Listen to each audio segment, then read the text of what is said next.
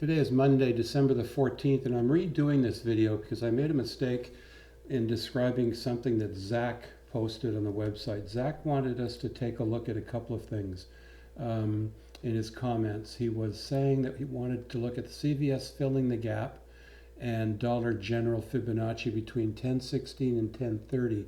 And they do look pretty good, and I want to point out a couple of other things in the Dollar General chart which make it an interesting one to look at as a potential buy.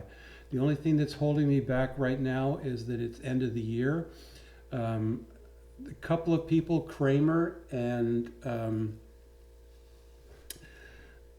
forgot his name again. I forgot his name in the first video too. They're both saying that they're selling, they're going short. So that leads me to look now at the McClellan oscillator, which certainly is showing us going into an oversold position, heading in that direction. The SPX resistance on the 8, the Chiku span tomorrow will find its resistance right here on top of this candle right there, or support rather. So that's the one we want to take a look at. Apple down 55 cents, but still a good stock, still in a buy position, bouncing off the cloud several times. Certainly should be going in the direction of up. NIO, a couple of things we want to look at. On the daily, we have NIO that pulled back to its 61.8 today. It pulled back based on news on Friday that they were offering secondary shares, and on Sunday that they were going to price those at $39. So naturally the stock dropped at its open, and it came down to the 61.8. Let's take a look at its 5-minute and its Fibonacci's from the day before. That gap that it created coming down to 39.80 and then following up with a 39.51 got us down pretty close to where the secondary offering is going to be, and then volume brought it back up to yesterday's low, then down to the bottom of the gap, down to the 138.2, and then finished the day off at the prior day's low. So tomorrow look for the gap being closed. NIO, I've got two positions in NIO. One where I've got the 50 short calls that I've rolled right now to the end of the month, because I had last week's short 50s. They made money very quickly. I had this week's short 50s.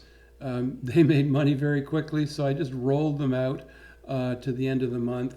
It's going to take NIO a while to get to 50, but I'm just collecting premium. On my others, I had short 43 calls, remember?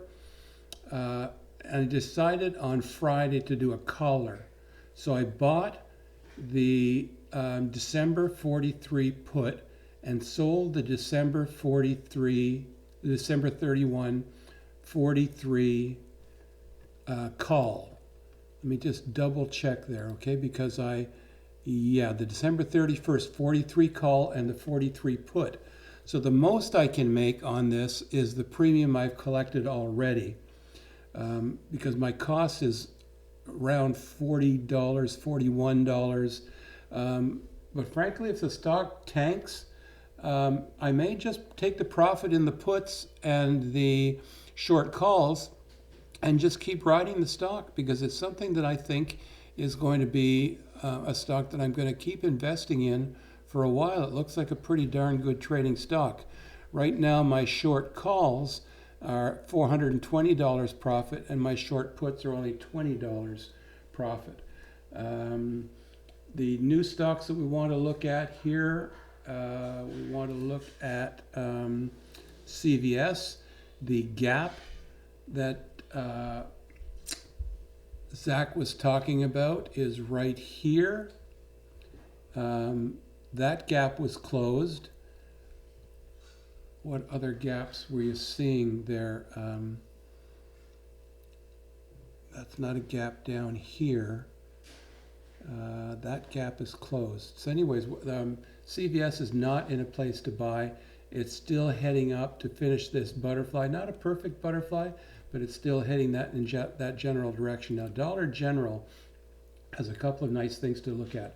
On the daily, which is the first Fibonacci I wanted to look at, if it's going to be for a long-term or a swing trade, is I looked at this low because it's really a pattern low. 1, 2, 3, and then shattering right here for about 2 weeks. Came down here and here. So it finally bounced off of this level, and I picked this as its top because this was a nice pullback to 50%.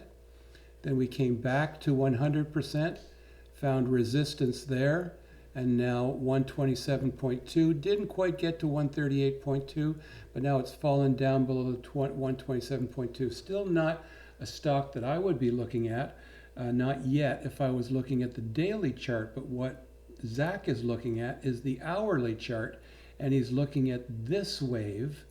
You can see this wave on the daily chart would coincide with right in here, this drop right here. So let's look at it on an hourly basis, and it did recover here briefly in one day up to 100%, came down to the 0, up to the 78.6, now back to the 0 again. So Zack is absolutely right. This is a perfect pattern and a good place to buy when it breaks above this chattering area that it's done for Friday and today. So put an alert at 207.42 and maybe buy some 210 calls, maybe buy the December 210 calls. When that happens, let's see what the pricing is. But Zack, that looks like a good stock.